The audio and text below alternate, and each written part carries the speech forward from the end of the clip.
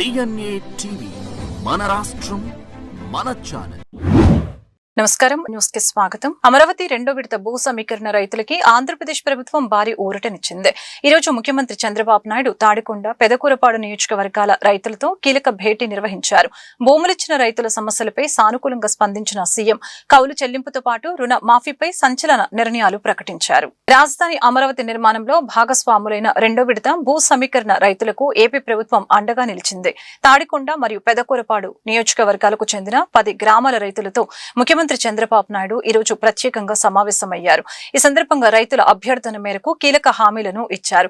ప్రతి ఏటా కౌలు మొత్తాన్ని 3,000 చొప్పున పెంచేందుకు ముఖ్యమంత్రి అంగీకారం తెలిపారు. రైతు కుటుంబాలకు మరింత వెసులుబాటు కల్పిస్తూ ఒక్కో కుటుంబానికి 1.50 లక్షల వరకు వ్యవసాయ రుణాలను మాఫీ చేయనున్నట్లు ఈ సందర్భంగా వెల్లడించారు. అమరావతి అభివృద్ధిలో తాము కూడా భాగస్వాములు కావటం గర్వంగా ఉందని రైతులు ఈ సందర్భంగా పేర్కొన్నారు.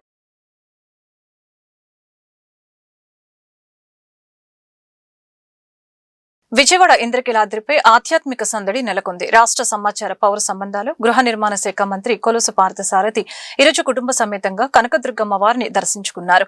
తన పుట్టినరోజును పురస్కరించుకుని అమ్మవారి ఆశీస్సులు తీసుకున్న మంత్రికి ఆలయ అధికారులు ఘన స్వాగతం పలికారు. రాష్ట్ర సమాచార పౌర సంబంధాలు మరియు గృహ నిర్మాణ శాఖ మంత్రి కొలుసు పార్థసారథి ఈరోజు ఉదయం ఇంద్రకీలాద్రిని సందర్శించారు.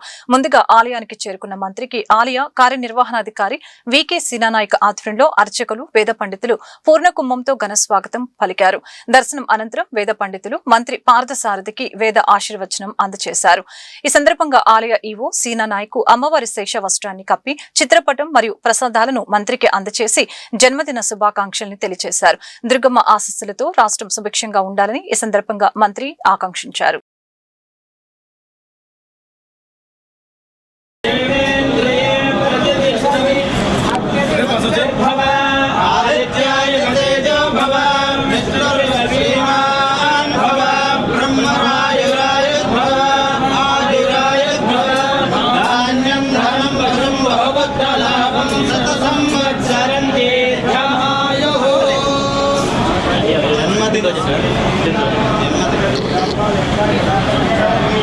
జలమే జీవనాధారం, నీటిని రక్షించుకోవడం మనందరి బాధ్యత అని విజయవాడ నగరపాలక సంస్థ అదనపు కమిషనర్ చంద్రశేఖర్ అన్నారు. స్వర్ణాంధ్ర స్వచ్ఛాంధ్ర కార్యక్రమంలో భాగంగా భవానీపురం పున్నమి ఘాటు వద్ద జల సంరక్షణపై ప్రత్యేక అవగాహన కార్యక్రమం నిర్వహించారు. విజయవాడ నగరాన్ని స్వచ్ఛ నగరంగా మార్చే దిశగా నగరపాలక సంస్థ అడుగులు వేస్తోంది. రాష్ట్ర ముఖ్యమంత్రి నారా చంద్రబాబు నాయుడు ఆదేశాల మేరకు ప్రతి నెల 3వ శనివారం నిర్వహిస్తున్న స్వర్ణాంధ్ర స్వచ్ఛాంధ్ర కార్యక్రమం శనివారం ఉదయం భవానీపురం పున్నమి ఘాటు వద్ద ఘనంగా నిర్వహించడం జరిగింది. ముఖ్యంగా ఈ నెలలో జలధార జలహారతి అంశంపై అధికారులు ఫోకస్ పెట్టారు. నగరంలో ప్రవహించే కృష్ణా నది, ఇతర కాలువలు కలుషితం కాకుండా ప్రజలు సహకరించాలని అదనపు కమిషనర్ ఈ సందర్భంగా కోరటం జరిగింది. కార్యక్రమంలో zonal commissioner B Ramya Keerthana, chief medical health officer doctor K Arjunarao, executive engineer Srinivas మరియు సిబ్బంది పెద్ద సంఖ్యలో పాల్గొన్నారు. అంటే మనకు తెలిసేది ఏంటంటే మనం ఎప్పుడు రోడ్లు ఊడ్చడం కానీ, మన వచ్చిన ఇంటి చెత్తను డివైడ్ చేయడం కానీ, వాటిని ప్రాసెస్ చేయడం కానీ, వీటన్నిటి మీద మనకు ఒక అవగాహన ఉంది. కానీ మరి నీళ్ళ సమస్య ఏంటి అంటే నీళ్ళ సమస్యని కాదు, మరి నీటిని ఏం చేయాలి మనం? ఎలాగైతే మనం మన చెత్తను ఇంటి నుంచి వచ్చే ఏదైతే సాలిడ్ వేస్ట్ని ఎలాగైతే మనము ఘన వ్యర్థ పదార్థం ఎలా అయితే చేస్తామో అలానే మనము వాటర్ని కూడా తగు జాగ్రత్తలు తీసుకోకపోతే భావితరాలకి మనం మంచినీళ్ళు అందించే పరిస్థితుల్లో ఉండం. సో దీనికి సంబంధించి మనకు ఈరోజు క్యాంపెయిన్లో మనకి 3 అంశాలు మనము ముఖ్యంగా తీసుకోవడం జరుగుతూ ఉంటుంది. ఒకటి, మనకు వాటరు స్టోరేజ్ అంటే నదుల్లో కానీ, చెరువుల్లో కానీ, కుంటల్లో కానీ, అలాగే ఈ వాటర్ ఎక్కడైతే మనం స్టోర్ చేసుకుంటామో సమ్మర్ స్టోరేజ్ ట్యాంక్స్లో కానీ, ఈ వాటర్ బాడీస్ అన్నిటినీ కూడా మనం సంరక్షించుకోవాలి. అలాగే మీ అందరికీ తెలుసు, ఎక్కడైతే మనకు ఇంతకుముందు చెరువులు అవి లేవో మనకు టౌన్స్లో అన్నింటిలో కూడా మనం బోర్వెల్స్ అవి వాటర్ ద్వారా మనం వాటర్ డ్రా చేస్తూ ఉంటాం. అది ప్రతి సంవత్సరానికి మనం వేసే బోర్లు లెంత్ అంటే వాటర్ అవైలబిలిటీ అన్నది లోపలికి వెళ్ళిపోతూ ఉంటాయి, అడుగంటిపోతుంది అనమాట. సో ఎక్కడైతే 8 మీటర్ల కన్నా ఎక్కువ లోతుకి వెళ్ళి మనము ఈ బోర్స్ వేసి వాటర్ తెస్తామో అక్కడంతా మనకు సమస్యలు మొదలైనట్టే. కాబట్టి రెండవ అంశం, మనం వాటర్ బాడీస్ని అన్నింటినీ కూడా రక్షిస్తూ అంటే సంరక్షించుకుంటూ ఈ గ్రౌండ్ వాటర్ రీఛార్జ్ అనేది మనం చేపట్టాలి. సో దాన్ని తీసుకోవాల్సిన చర్యలు ఏంటి? ఇక మూడవది, మనం వాడిన నీరు కానీ, మనకు వర్షం పడ్డప్పుడు వచ్చే వాటర్ కానీ, ఇవన్నీ కూడా ఒక ప్రాపర్గా డ్రైనేజ్లో వెళ్తున్నాయా లేదా అని మనం జాగ్రత్తలు తీసుకోవాలి. సో మనం రోడ్లు ఎలా క్లీన్ చేసుకుంటామో అలానే మన డ్రైన్స్ కూడా క్లీన్గా పెట్టుకోవాలి. సో మన రోడ్డు మీద ఊడ్చిన చెత్తను కానీ ఇంట్లో ఊడ్చిన చెత్తను కానీ ప్లాస్టిక్ పదార్థాలు కానీ మనం డ్రైన్లో ఎట్టి పరిస్థితుల్లో వేయకుండా మనం మున్సిపల్ సిబ్బందికి అందజేయాలి. సో ఎప్పుడైతే మనము ముఖ్యంగా మన వాటర్ బాడీస్కి వస్తే మనకు చాలా చోట్ల మనం చూసేవి ఏంటంటే బండ్స్ అన్నీ పోయి ఉంటుంది. ఆ బండ్స్ అన్ని స్ట్రెంథెన్ చేసుకోవాలి. తర్వాత డీసీల్డ్ చేసుకోవాలి. మట్టితో కప్పబడిపోయి ఉంటే వాటిని కూడా డీసీల్డ్ చేసుకోవాలి. వాటికి ఫీడర్ ఛానల్స్ ఉంటాయి, వాటిని కబ్జా కాకుండా ఆ ఫీడర్ ఛానల్స్ అన్నీ కూడా క్లియర్గా ఉంటే దీనివల్ల ఉపయోగం ఏంటంటే మనకి ఎప్పుడైతే వర్షం స్టార్ట్ అవుతుందో వర్షాకాలంలో వాటర్ అంతా కూడా ఈ బాడీస్లో చేరి మళ్ళీ మనకి ఆ వాటర్ అంతా కూడా స్టోరేజ్ అయ్యి సంవత్సరం పొడవునా మనకు ఉపయోగపడే అవకాశం ఉంటుంది. సో వీటన్నిటిని కూడా మనం రక్షించుకోవాలి. అలాగే మనము కేంద్రంలోని బీజేపీ ప్రభుత్వం స్వార్థపూరిత రాజకీయాల కోసం మహిళా రిజర్వేషన్ బిల్లు ప్రవేశపెట్టిందని రైతు సంఘాల నాయకులు వడ్డే శోభనాద్రీశ్వరరావు, ప్రత్యేక హోదా విభజన హామీల సాధన సమితి కన్వీనర్ చలసాని శ్రీనివాస్, మాజీ శాసన మండలి సభ్యులు కెఎస్ లక్ష్మణరావులు అభిప్రాయపడ్డారు. బిల్లు వీగిపోవడం ఆనందించదగ్గ విషయమని వెల్లడించారు. మహిళా రిజర్వేషన్ బిల్లును డిలిమిటేషన్ బిల్లుకు ముడిపెట్టడం దుర్మార్గమని చెప్పారు. డిలిమిటేషన్ బిల్లు ప్రక్రియపై బాలోత్సవ భవన్లో శనివారం మీడియా సమావేశం నిర్వహించడం జరిగింది. ఈ సమావేశంలో రైతు సంఘాల నాయకులు వడ్డే శోభనాద్రీశ్వరరావు, ప్రత్యేక హోదా విభజన హామీల సాధన సమితి కన్వీనర్ చలసాని శ్రీనివాస్, మాజీ శాసన మండలి సభ్యులు కెఎస్ లక్ష్మణరావులు పాల్గొని మాట్లాడారు. డిలిమిటేషన్ బిల్లు వల్ల దక్షిణ భారతదేశ రాష్ట్రాలు భారీగా నష్టపోతున్నాయని అన్నారు. కేంద్రంలోని బీజేపీ ప్రభుత్వం కుట్రపూరితంగా పార్లమెంట్లో బిల్లు ప్రవేశపెట్టిందని మండిపడ్డారు. అలాగనే ప్రతిపక్షాలు మహిళా రిజర్వేషన్ బిల్లును వ్యతిరేకించాయంటూ బీజేపీ దుష్ప్రచారం చేస్తుందని అన్నారు. డిలిమిటేషన్ బిల్లుకు మహిళా రిజర్వేషన్ బిల్లుకు సంబంధమే లేదని అన్నారు. చట్టరూపం ధరించి ఉన్నప్పటికీ అమలు చేయకుండా 2025లో సుప్రీంకోర్టులో ఉమ్మడి ఆంధ్రప్రదేశ్ రాష్ట్ర విభజన తర్వాత తెలంగాణ ఆంధ్రప్రదేశ్ రాష్ట్రాలుగా విభజన జరిగిన తర్వాత ఒక వ్యక్తి డీలిమిటేషన్ను ఈ రెండు రాష్ట్రాల్లో నిర్వహించాలి అని చెప్పి ఒక పిటిషన్ వేస్తే సుప్రీంకోర్టు చాలా స్పష్టంగా అది సాధ్యపడదు, ఆర్టికల్ 82 ప్రకారంగా, ఆర్టికల్ 170 ప్రకారంగా చేస్తానికి వీలు లేదు అని చెప్పి తిరస్కరించిన విషయం తెలిసి కూడా కేంద్ర ప్రభుత్వం మహిళా రిజర్వేషన్ బిల్లుకి డీలిమిటేషన్ లింకు పెట్టి ఒక కుట్రపూరితంగా హోంమంత్రి అమిత్ షా, ప్రధానమంత్రి నరేంద్ర మోడీ ఇద్దరు కూడబలుక్కుని రాజకీయంగా లబ్ధి పొందటానికి ప్రతిపక్షాలను విమర్శించేదానికి ఒక అస్త్రంగా వాడుకోవడానికి, అందులో కూడా ప్రత్యేకంగా త్వరలో జరగబోతూ ఉన్నటువంటి పశ్చిమ బెంగాల్ రాష్ట్ర ఎన్నికల విషయంలో ఆ రాష్ట్ర ముఖ్యమంత్రి ఒక మహిళ ఉండి, చూసారా పార్లమెంట్లో నేను మహిళా రిజర్వేషన్ కల్పించాలని చెప్పి చాలా పెద్ద ప్రయత్నం చేస్తే మీ రాష్ట్ర ముఖ్యమంత్రి మహిళ ఉండి కూడా ఆవిడ దాన్ని వ్యతిరేకించినటువంటి పరిస్థితి జరిగింది అని చెప్పి ప్రచారం చేసేటటువంటి ఒక దుష్ట సంకల్పంతో పెట్టినటువంటి ఈ బిల్లు, దీనిని ఓడించినందుకు, వీగిపోయేటట్టు చేసినందుకు ప్రతిపక్ష పార్టీలను నేను హృదయపూర్వకంగా అభినందిస్తూ ఉన్నా. అయితే నా మహిమ లేకపోతే నీ కర్మ అనే ఒక నానుడు ఉంది. నరేంద్ర మోడీకి తెలియకపోలా అతనికి కూడా పూర్తిగా వెళ్ళాలని చెప్పి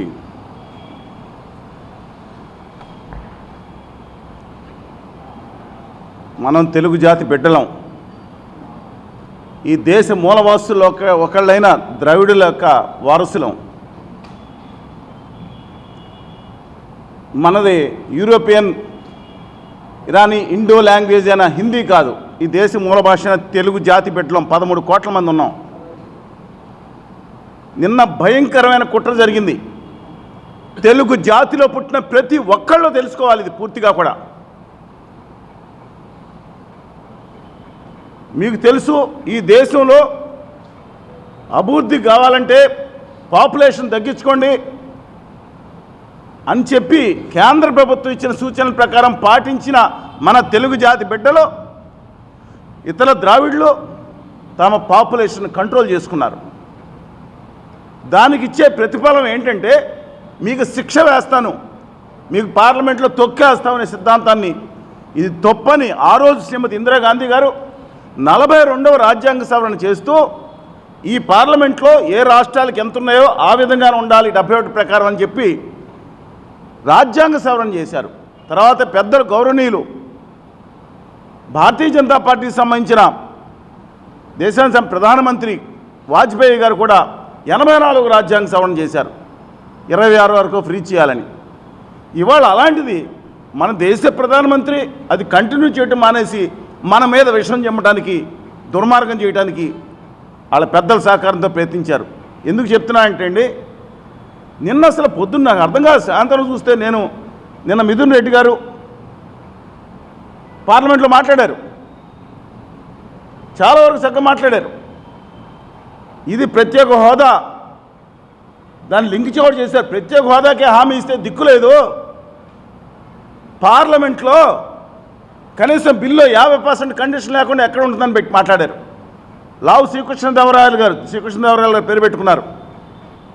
ఆయన హామీ ఇస్తున్నారు కదా, అయినా మనకు 100% బిల్లు పెడతారన్నట్టు. లెక్కల ప్రకారం లోక్సభలో 543 స్థానాలు ఉండాలి. ఆంధ్రప్రదేశ్ అప్పుడు ఉమ్మడి రాష్ట్రం 294 స్థానాలు ఉండాలని నిర్ణయించారు. అయితే తర్వాత జరిగినటువంటి పరిణామాల్లో మనందరికీ తెలుసు, దక్షిణాది రాష్ట్రాల్లో జనాభా నియంత్రించబడి, కేరళ కానీ, తమిళనాడు కానీ, ఆంధ్రప్రదేశ్ కానీ, కర్ణాటక కానీ ఇవన్నీ కూడా. కానీ ఉత్తరాది రాష్ట్రాల్లో అక్కడున్న సామాజిక ఆర్థిక పరిస్థితుల్లో జనాభా విపరీతంగా పెరిగింది.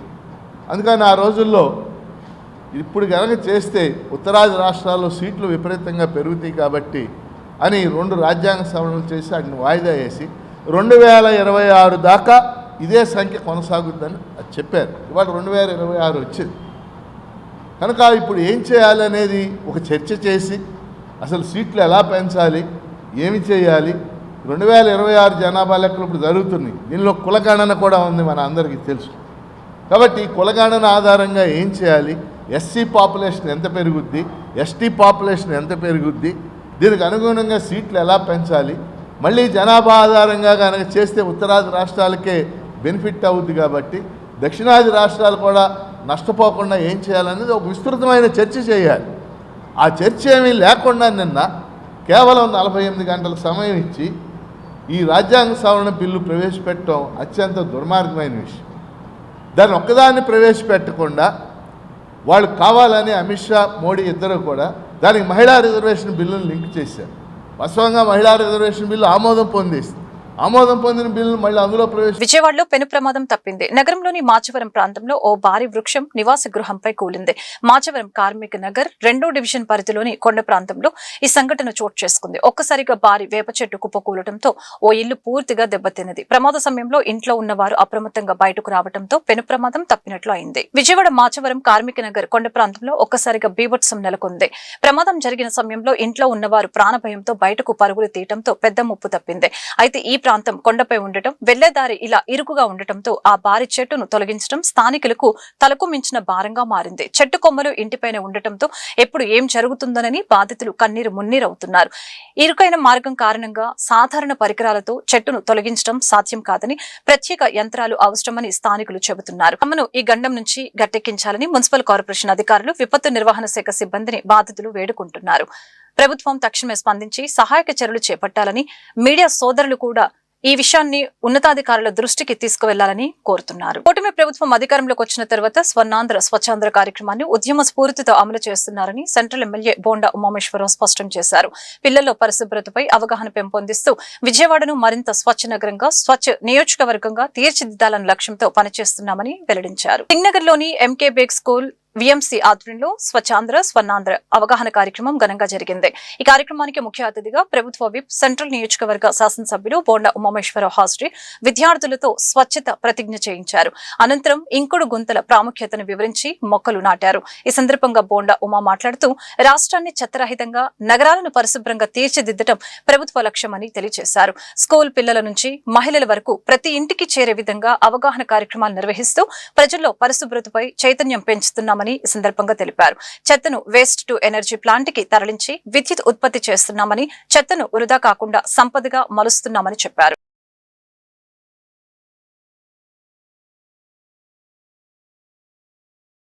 దిశగా ప్రయత్నిస్తున్నానని, భవిష్యత్ తరాలకు ఆరోగ్యవంతమైన, సుభిక్షమైన, ఆనందకరమైన ఆంధ్ర రాష్ట్రాన్ని నిర్మించడానికి నాతో మొదలైన ఈ నిర్ణయం ద్వారా నా రాష్ట్రాన్ని స్వర్ణాంధ్ర, స్వచ్ఛాంధ్రగా తీర్చిదిద్దేటట్లు నా వంతు కృషి చేస్తారని ప్రమాణం చేస్తున్నాను. ప్రమాణం చేశారు. మళ్ళీ మీరు ఎక్కడైనా చెత్త ఇష్టం వచ్చినట్టు వేస్తే మీకు చదువు రాదు, గుర్తుపెట్టుకోండి. అర్థమైందా? ఏ చదివినా మర్చిపోతారు. కాబట్టి ఇవాళ మనం ఈ తీసుకున్న ఈ ఓతు ఇక్కడ వరకే కాదు, అమలు చేయాలి. ఇంటికెళ్ళి కాడి నుంచి, స్కూల్లో ఉన్నప్పుడు కాడి నుంచి మీరు రోడ్డు 24లో కూటమి ప్రభుత్వం అధికారంలోకి వచ్చినాక స్వర్ణాంధ్ర స్వచ్ఛాంధ్ర కార్యక్రమాన్ని పెద్ద ఎత్తున ఒక ఉద్యమ స్ఫూర్తితో తీసుకోవడం జరిగింది. స్కూల్ పిల్లల కాడి నుంచి మా మహిళా సోదరీమణులు వరకు ఇంటింటికి కూడా పెద్ద ఎత్తున ప్రచారం చేస్తూ ఉన్నాం. చెత్తరహిత రాష్ట్రంగా, చెత్తరహిత నగరంగా, పరిశుభ్రత అనేది ప్రాధాన్యత ఇస్తూ ప్రభుత్వం కోట్ల రూపాయలు ఖర్చు పెడుతూ ప్రజల ఆరోగ్యం కాపాడుకుంటా ఉన్నాం. ఇవాళ విజయవాడ నగరానికి దేశంలోనే మున్సిపల్ కమిషనర్ ధ్యానచంద్ర, అలాగే కలెక్టర్ గారు చేస్తున్నటువంటి కృషి వల్ల ఇవాళ అవార్డులు వచ్చినాయి. అంతేకాకుండా నిత్యం తడి చెత్త, పొడి చెత్త విడిగా తీసుకెళ్తా ఉన్నాం. ఎక్కడికక్కడ డంపర్ బిన్లు ఏర్పాటు చేసి దానికి చిన్న చిన్న వెహికల్స్ కానించి పెద్ద పెద్ద ట్రక్స్ వరకు పెడతా ఉన్నాం. అలాగే ఈ చెత్త అంతా కూడా సంపదగా సృష్టించడం కోసం దాన్ని పవర్ ప్లాంట్లో గుంటూరు దగ్గర ఆ రోజు నేను శాసనసభ్యుడిగా ఉన్నప్పుడు జిందాల్ వేస్ట్ ఎనర్జీ పవర్ ప్లాంట్ని పెట్టాం. దాన్ని వాళ్ళ ఫుల్ రన్నింగ్లోకి వచ్చింది. విజయవాడ నగరంలో ఉత్పత్తి అయ్యే 600 టన్నుల పైన చెత్త అక్కడికి ప్రతిరోజు తరలిస్తున్నాం. దానివల్ల ఎన్నో యూనిట్లు కరెంటు ఉత్పాదన అవుతుంది. అంటే చెత్తని ఎక్కడా కూడా వృధాగా పోనీయకుండా సంపదగా సృష్టిస్తూ ఉన్నాం. ప్రజల్ని అవేర్నెస్ చేస్తూ ఉన్నాం. ఇవాళ ఏదైతే గ్రౌండ్ వాటర్ మీద, త్రాగునీరు మీద, డ్రైనేజీ అన్నిటి మీద మా మున్సిపల్ సిబ్బంది ఇంటింటికి వెళ్ళి పారిశుద్ధ్య కార్మికులు కానించి శానిటరీ ఇన్స్పెక్టర్లు, అలాగే టౌన్ ప్లానింగ్ వాళ్ళు, జెడ్సీ గారు అందరూ కూడా వెళ్ళి పెద్ద ఎత్తున అవేర్నెస్ కార్యక్రమాన్ని తీసుకొస్తూ ఉన్నారు. ప్రతి నెల 3వ వారంలో ముఖ్యమంత్రి కూడా ఒక నియోజకవర్గానికి, ఒక ఊర్లో ప్రజలతో మమేకమయ్యి దీనివల్ల వచ్చే ఉపయోగాలు, చేయవలసిన విధానాలను కూడా చెప్పడం వల్ల ప్రజల్లో చైతన్యం పెరిగింది. ఖచ్చితంగా రాబోయే రోజుల్లో కూడా మరింత చైతన్యవంతం చేస్తాం. ఈరోజు 59వ డివిజన్లో డివిజన్ పార్టీ అధ్యక్షుడు బంగారు నాయుడు, ప్రధాన కార్యదర్శి బుధాల సురేష్, ఇన్ఛార్జి జాన్వాలి, అలాగే మా మహిళా నాయకురాలు, పార్లమెంట్ నాయకురాలు గౌసియా, ఇంకా డివిజన్ నాయకులు వంశీ అందరూ ఆధ్వర్యంలో ఈరోజున ఇక్కడ ఎంకేబేక్ స్కూల్లో అధికారులు అందరం కలిసి ఈ స్వర్ణాంధ్ర ప్రపంచ ప్రసిద్ధి కాంచిన కొండపల్లి బొమ్మల కొలువు ఇప్పుడు మరింత శోభను సంతరించుకోనుంది. మన సంస్కృతి వారసత్వానికి ప్రతీకగా నిలిచే కొండపల్లి బొమ్మల కోసం ప్రత్యేకంగా ఏర్పాటు చేసిన బొమ్మల మేళా వైభవంగా ప్రారంభమైంది. ఎన్టీఆర్ జిల్లా కొండపల్లిలోని బొమ్మల కాలనీలో ఈ వేడుకలు అంబరాన్నంటాయి. ప్రపంచ వారసత్వ దినోత్సవం సందర్భంగా ఏర్పాటు చేసిన ఈ బొమ్మల మేళాను జిల్లా collector G Lakshmisha, Mylavaram MLA Vasantha Venkatakrishna Prasad మరియు టీడీపీ జిల్లా అధ్యక్షురాలు గద్దె అనురాధ కలిసి ఘనంగా ప్రారంభించారు. జ్యోతి ప్రజ్వలన అనంతరం మేళాలో ఏర్పాటు చేసిన వివిధ స్టాల్స్ స్టాల్స్ ని వారు సందర్శించారు. ముఖ్యంగా బొమ్మల తయారీని ప్రత్యక్షంగా చూపే ఎక్స్పీరియన్స్ సెంటర్ అందరినీ ఆకట్టుకుంది. ఈ సందర్భంగా ఎమ్మెల్యే వసంత కృష్ణ ప్రసాద్ మరియు కలెక్టర్ మాట్లాడారు. కొండపల్లి బొమ్మలు ఇక్కడి ఖిల్లా మన గర్వకారణమని కొనియాడారు. ఈ వారసత్వ సంపదను కాపాడుకోవాల్సిన బాధ్యత కేవలం కళాకారులది కాదని మనందరి బాధ్యత అని ఈ సందర్భంగా స్పష్టం చేశారు. వారసత్వ సంపదాలని మనం గుర్తు చేసుకొని భావి తరాలకు అవి చేరువేయేలాగా భావి తరం వాళ్ళు మన వారసత్వాన్ని గుర్తు పెట్టుకొని మళ్ళీ వారసత్వాన్ని సృష్టించేలాగా ముందుకెళ్ళడానికి కార్యక్రమాలు చేయాలనే ఉద్దేశంతో జిల్లా వ్యాప్తంగా ఈరోజు ఈ వారసత్వ కార్యక్రమాలను ముందుకు తీసుకెళ్లే కార్యక్రమం చేపడుతున్నాము. ఉదయమే ఇక్కడ కొండపల్లి కిలా మీద హెరిటేజ్ ట్రెక్కింగ్ మొదలు పెట్టాము. అక్కడికి గౌరవ ఎమ్మెల్యే గారు అలాగే ఎంతో మంది నాయకులందరూ వచ్చి మన కొండపల్లి కిలా మీద ట్రెక్కింగ్ చేశాము. అలాగే జిల్లాలో విజయవాడలో మనకు దుర్గమ్మ గుడి అవ్వచ్చు, అక్కన్న మాదన్న కేవ్స్ కావచ్చు, మొగదాజ్పురం కేవ్స్ కావచ్చు, ఉండవల్లి కేవ్స్ కావచ్చు, ఇటువంటి ఎన్నో వారసత్వ స్థలాలు ఉన్నాయి. సో అక్కడ కూడా హెరిటేజ్ వాక్ అని ఇంటాక్ వాళ్ళ సహకారంతో హెరిటేజ్ వాక్ చేయడం జరిగింది. ఇదే కాకుండా ఈరోజు ఈవినింగ్ విజయవాడలో heritage walk, heritage and harmony అని మనకు వారసత్వంగా వచ్చిన కళలని ఇక్కడ ఉన్న వారసత్వ కళాకారులని కూడా మనం అభినందించుకోబోతున్నాము. సో ఇది ఒక ఎత్తు అయితే రాష్ట్ర ప్రభుత్వం గౌరవ ముఖ్యమంత్రి వర్యులు అలాగే పర్యాటక శాఖ మంత్రులు అలాగే డిపార్ట్మెంట్ టూరిజం హ్యాండీక్రాఫ్ట్ వీళ్ళందరూ సహకారంతో ఈ కొండపల్లి బొమ్మ పండగని ఒకటి చేద్దాము. ఎందుకంటే కొండపల్లి బొమ్మలంటే మీకు తెలిసే ఉంది. ఇక ఈ మధ్య కాలంలో ఒకసారి సీఎం గారితో ఒక మీటింగ్లో మాట్లాడుతుంటే కొండపల్లి అనగానే సర్రు మొదలుపెట్టారు. నన్ను మాట్లాడే కూడా సార్ చెప్పారు ఏమని, కొండపల్లి మన సంస్కృతి, కొండపల్లి బొమ్మ మన గుర్తింపు, అది ఒక కల్చరు. దాన్ని ముందుకు తీసుకెళ్ళడానికి ఎంతైనా చేయండి, ఏదైనా చేయండి, మనం సపోర్ట్ చేద్దాము. అది ఒక మంచి కళ, మన సంస్కృతి గుర్తింపు అని సీఎం గారు స్వతహా చెప్పిన మాట మీకు అందరూ గుర్తుంది. కాబట్టి అదే ఒక స్ఫూర్తితో ఈ కొండపల్లి కళని ముందుకు తీసుకెళ్ళడానికి కొండపల్లి హస్త కళాకారులు ఎవరైతే ఉన్నారో సో వాళ్ళకి మంచి మార్కెటింగ్ అవకాశం రావాలి, వాళ్ళకి మంచి మంచి కొత్త డిజైన్స్ వాళ్ళు ఉండాలి. అలాగే నెక్స్ట్ జనరేషన్స్ భావి తరాల వాళ్ళు కూడా ఈ కొండపల్లి కళని ముందుకు తీసుకెళ్లేలాగా ఒక మంచి కార్యక్రమం చేయాలని గౌరవ ఎమ్మెల్యే గారితో మాట్లాడినప్పుడు కొండపల్లి బొమ్మల పండుగని మనం చేద్దాము. ఇక్కడ ఉన్న కళాకారులకి గుర్తింపు వస్తుంది. అలాగే ప్రపంచవ్యాప్తంగా కూడా ఈ కొండపల్లి కళని ముందుకు తీసుకెళ్లడానికి మనకు మంచి అవకాశం వస్తుందనే ఉద్దేశంతో ఇక్కడ 150 కుటుంబాలు పైబడి ఈ కళని తీసుకొస్తా ఉన్నారు. ఒక ప్రజాప్రతినిధిగా నేను ఎవరికి ఈ నియోజకవర్గంలో అతిథులు వచ్చినా ఏ రకమైనటువంటి కార్యక్రమం జరిగినా కొండపల్లి బొమ్మ ఇవ్వకుండా పంపించాం. అట్లాగే ముఖ్యమంత్రి గారి దగ్గర నుంచి మంత్రులందరూ కూడా ఈ కొండపల్లి బొమ్మనిచ్చి ఈ కళని ప్రోత్సహిస్తూ ఉన్నారు. నేను ఈ కొండపల్లి కళాకారుల్ని అభినందిస్తూ నేను వారికి ఒక చిన్న సూచన చేస్తా ఉన్నాను. మన కళలు ఎప్పుడో 400 సంవత్సరాల క్రితం ప్రారంభమైన తయారీ రకరకాల బొమ్మలు మనకు ఉన్నాయి. కానీ ఈ మారుతున్న కాలమాన పరిస్థితులకి పాత వాటి స్థానే కొత్త వాటిని పోటాపోటీగా తీసుకొచ్చి కొత్తతనం నింపాలని చెప్పి నేను వాళ్ళని కోరుకుంటా ఉన్నాను. అలాగే ఈరోజు కలెక్టర్ గారు నేను ఇద్దరం కలిసి చాలామంది ప్రజాప్రతినిధులు అధికారులు కలిసి కొండపల్లి కిల్లాకి నడకదారిన పైకి వెళ్ళడం జరిగింది. ఈ కొండపల్లి కిల్లా 2014 నుంచి 19 వరకు ముఖ్యమంత్రి చంద్రబాబు నాయుడు గారి నాయకత్వంలో ఆధ్వర్యంలో ఆనాడు 6 కోట్ల రూపాయలు ఇచ్చి పురాతత్వ శాఖ ద్వారా సంరక్షించి అలాగే లేజర్ షోలు ఇతరత్ర ఎన్నో కార్యక్రమాలు పెట్టి ఖచ్చితంగా కొండపల్లిని చరిత్రను ముందుకు తీసుకెళ్లే క్రమం జరుగుతున్న సందర్భంలో ప్రభుత్వం మారటం 19 నుంచి 24 దాకా వచ్చిన ప్రభుత్వం ఏమాత్రం శ్రద్ధ చూపకుండా దాన్ని మూలన పడేసినందువల్ల మళ్ళా కొద్ది రోజులు చీకటి రోజులు వచ్చినాయి. మళ్ళా ఈ రోజున ఈ ప్రభుత్వం ఏర్పడిన తర్వాత దీనికి ప్రాముఖ్యత ఇచ్చి కొండపల్లి కిల్లా ఈ మైలవరం నియోజకవర్గంలో ఉన్న అన్ని కుటుంబాలకి నేను చెప్తా ఉన్నా, త్వరలో మళ్ళీ లేజర్ షో ప్రారంభించబోతా ఉన్నాం. కొండ మీద అన్ని సౌకర్యాలు ఏర్పాటు చేయబోతా ఉన్నాం. దయచేసి మీ బంధువులు వచ్చినా స్నేహితులు వచ్చినా పండగలకి మీరు ఎవరిని పిలిచినా ఇక్కడ కొండపల్లి రండి, ఎక్స్పీరియన్స్ సెంటర్ చూపించండి, మన బొమ్మల కళాకారుల బొమ్మలు చూపించండి. ఇక్కడ నుంచి నడవగలిగిన వాళ్ళు నడిచి పైకెళ్లే ఏర్పాటు ఆ దారి కూడా సరి చేస్తా ఉన్నాం. అట్లాగే పైన సాయంత్రం పూట లేజర్ షో జరుగుద్ది, దానికి తీసుకెళ్ళండి.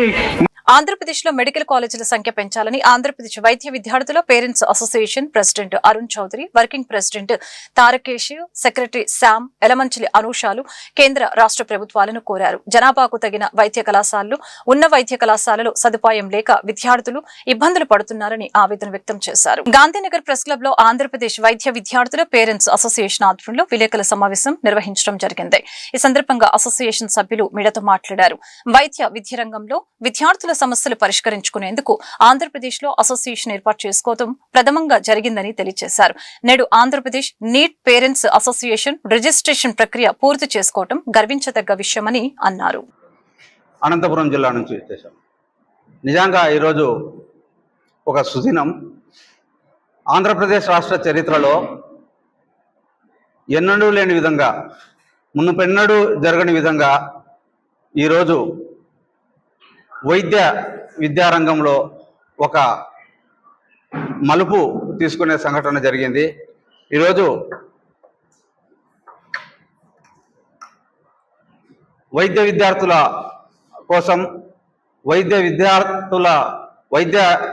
విద్యలో ప్రవేశం పొందే విద్యార్థుల కోసం ఈరోజు Andhra Pradesh neat aspirants and medico parents association అనే ఒక అసోసియేషన్ను ఎస్టాబ్లిష్ చేశామండి. నిజానికి ఆంధ్ర రాష్ట్ర చరిత్రలో ఇటువంటి వైద్య విద్య అభ్యసించే విద్యార్థుల కోసం వారి తల్లిదండ్రులతో కలిపి ఏర్పాటు చేసిన సంస్థ మరేదీ లేదు.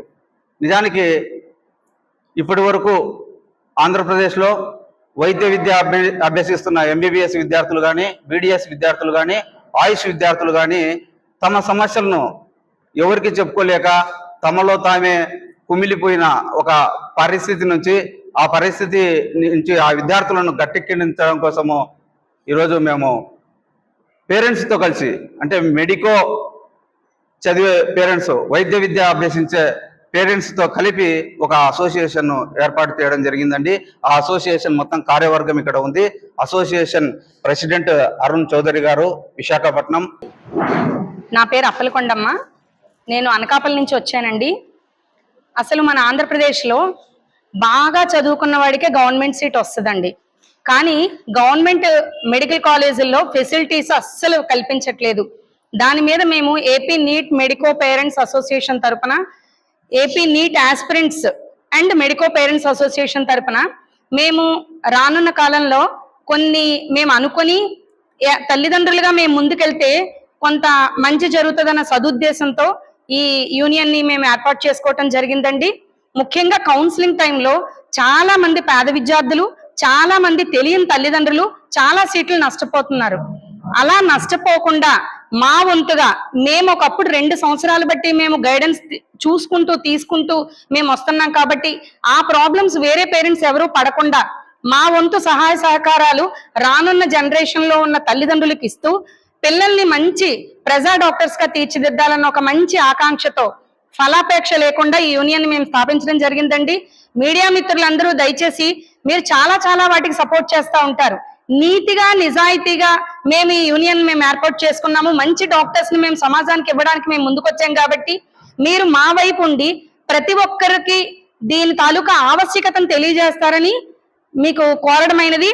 ఇందులో ఇంకా కొన్ని ముఖ్యమైన పాయింట్స్ ఏంటంటే, చాలా మంది వైద్య విద్యార్థులు చాలా ఇబ్బందుల్లో ఉన్నారు. వాళ్ళ ఇబ్బందులు అంటే హాస్టల్ ఫెసిలిటీస్ తరపున కానీ, వాళ్ళ మానసిక స్థితి కానీ, లేదా వాళ్ళ ఫుడ్ సరిగా లేదని కానీ వాళ్ళు ఎవరైనా మాకుగా కానీ వాళ్ళు మాకు చెప్పగలిగితే మేము వాళ్ళ కాలేజెస్కి వెళ్ళి వాళ్ళ వివరణ తీసుకొని న్యాయపరమైన వివరణ అయితే మాత్రం దాన్ని సాల్వ్ చేయడానికి మా వంతు సహకారం మేము అందిస్తామండి. దయచేసి ఇదంతా ప్రజల్లోకి వెళ్ళాలి. అంటే పేరెంట్స్ ఒక యూనియన్ ఉంది, పిల్లలకి సపోర్ట్ చేస్తుంది, ధైర్యంగా కాలేజీకి చెప్పకపోయినా మా యూనియన్ కి చెప్తే మేము. అరుణ్ చౌదరి పన్నమండి. నేను ప్రెసిడెంట్ గా రిప్రజెంట్ చేస్తున్నాను. అదర్ స్టేట్స్తో కంపేర్ చేస్తే, పర్టికులర్గా తెలంగాణతో కంపేర్ చేస్తే, మన ఏపీలో పిల్లలకి సీటు రావాలి అంటే కనీసం 100 మార్కులు ఎక్స్ట్రా తెచ్చుకుంటే కానీ ఇక్కడ సీటు రావట్లేదు ప్రస్తుతానికి. డిఫరెన్స్, దాన్ని కట్ ఆఫ్ మార్క్స్ అని అంటాం. ఆ కట్ ఆఫ్ మార్క్స్ కరెక్ట్గా 100 మార్కులు తేడా ఉంటున్నాయండి వేరే స్టేట్కి. పక్కనున్న తెలంగాణ స్టేట్కి మన ఏపీ స్టేట్కి. దానికి కారణం అవుతుంది సార్ చెప్పినట్టు కాలేజీలు మనకంటే అక్కడ ఎక్కువ ఉన్నాయి, సీట్లు ఎక్కువ ఉన్నాయి, మనకి ఇక్కడ జనాభాను బట్టి సరిపడా సీట్లు లేవు. కాబట్టి మేము ఇప్పుడు మా అసోసియేషన్ తరపు నుంచి మెయిన్ మా రిక్వెస్ట్ ఏంటంటే ఏపీలో సీట్లు పెరగాలి. దాని తర్వాత కౌన్సిలింగ్ అనేది చాలా పెద్ద ఇంపార్టెంట్ ఫ్యాక్టర్. మేము రేపు ఫ్యూచర్లో మా అసోసియేషన్ తరపు నుంచి పిల్లల తాలూకా కౌన్సిలింగ్ విషయంలో వాళ్ళకి మార్గదర్శనం చేస్తూ. ఈ వార్తలు ఇంతటితో సమాప్తం. మరొక బులెటిన్ మళ్ళీ కలుద్దాం. నమస్కారం.